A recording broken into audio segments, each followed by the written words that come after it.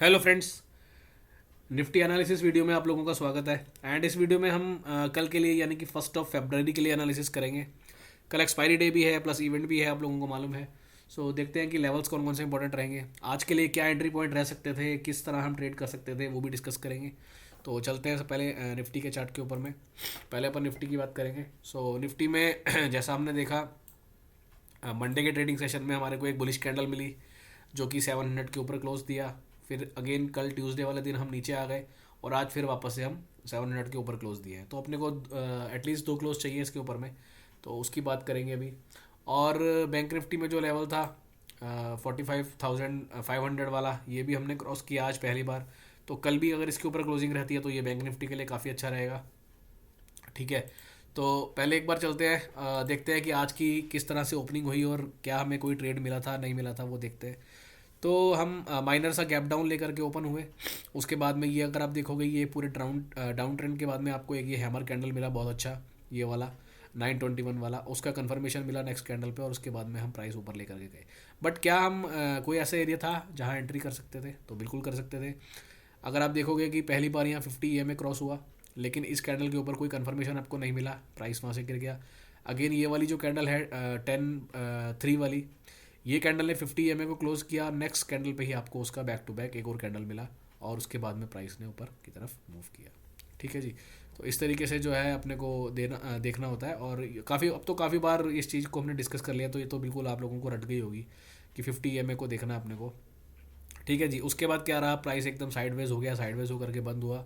And same वही 5 minute पे भी अगर हम देखेंगे, प्राइस एवरेजेस के ऊपर जाकर के बंद दे रहा है। और सबसे अच्छी बात क्या है कि एवरेजेस में कहीं पर भी कोई एक्सपेंशन नहीं है। अगर एक्सपेंशन रहता है तो फिर ये रहता है कि हो सकता है कल थोड़ा सा रिवर्स कर जाए, बट आज के सिनेरियो में ऐसा नहीं है। 30 मिनट पे भी देखेंगे, 1 आवर पे भी देखेंगे, कहीं कोई बहुत एक्सपेंशन आपको एवरेजेस में नहीं दिख रहा है। ठीक है जी। तो ये एक अच्छा सिनेरियो है। और आज की जैसे हमने बात की, क्लोजिंग जो है हमारे जो लेवल्स रहते हैं उन लेवल्स के ऊपर आई है। सो कल का दिन और एक बार अपने को देखना पड़ेगा, जैसे कि हमने मंडे को बात की थी, तो ट्यूसडे वाला दिन वैसा नहीं हो पाया। तो कल देखेंगे अब क्या रहता है। और बैंक निफ्टी में भी ये लेवल के ऊपर ही हम क्लोज दिए आज के दिन, एक दिन 45,500 के ऊपर क्लोज दे दिया है।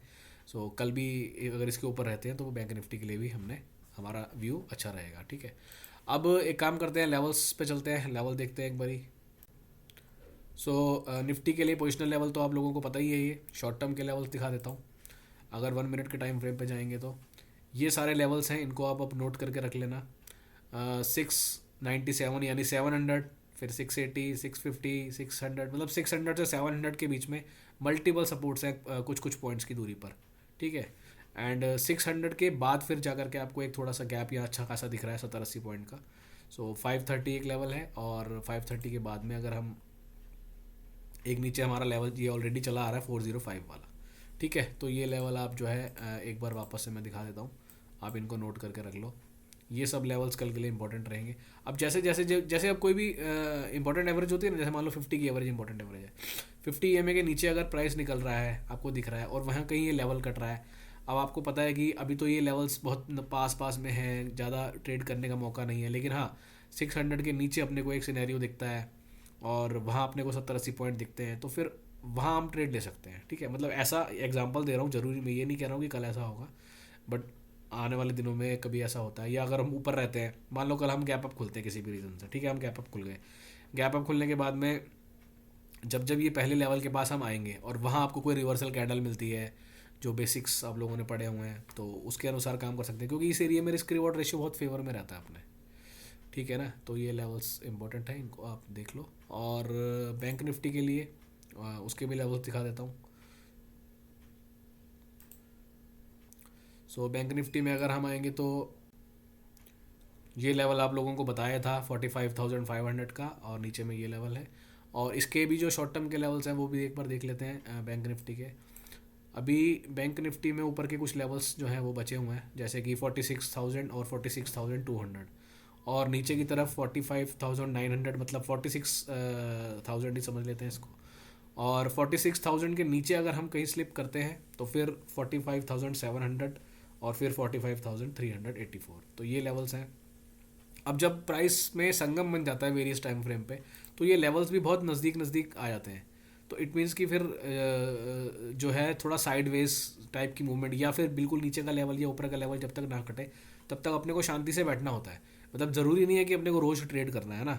अब जैसे निफ्टी में भी हम देख रहे हैं कि ये लेवल्स बिल्कुल पास पास में है, तो हम क्यों अदरवाइज पंगा लें। या तो फिर जो सबसे ऊपर का लेवल है प्राइस उसके ऊपर है, और जब जब इंट्राडे में प्राइस उसके पास आता है। अब हालांकि प्राइस जो है जो हमारे इंट्राडे लेवल्स रहते हैं उस पर भी काफ़ी कुछ रिएक्ट करता है, और वो लेवल कल मैं आपको दे भी दूंगा। एंड अगर कल मैं एक्टिव रहा ड्यूरिंग मार्केट, आज मैं ड्यूरिंग मार्केट एक्टिव नहीं था, अगर कल मैं एक्टिव रहा तो ये लेवल्स जो है हमारे डेली जो है डेली क्या फ्यू मिनट्स या फ्यू मार्केट की जो मूवमेंट होती है, प्राइस की मूवमेंट होती है, उसके अनुसार चेंज होते रहते हैं। तो जैसे भी ये लेवल्स चेंज होते रहेंगे मैं आप लोगों को अपडेट देता रहूँगा। हमारा जो पब्लिक ग्रुप है ग्रो विद एवरेजेस, अगर आप वहीं वहाँ नहीं हो तो आप उस ग्रुप को ज्वाइन कर सकते हो। तो कल ड्यूरिंग मार्केट अगर मैं रहा एक्टिव तो ज़रूर आप लोगों को ये लेवल्स देता रहूँगा। और जैसे जैसे ये लेवल्स शिफ्ट होंगे, जैसे मान लो प्राइस ऊपर जा रहा है तो ये लेवल्स ऊपर जाते जाएंगे। तो जब भी प्राइस अपने पहले लेवल के पास आता है वो सबसे अच्छा रिस्क रिवॉर्ड रेशियो रहता है, तो वो हम अटेम्प्ट कर सकते हैं। नहीं तो फिर हम वेट करेंगे जब तक दोनों गैप नहीं मिलता प्राइस के बीच में अच्छा खासा। ज़रूरी थोड़ी रोड ट्रेड करना है।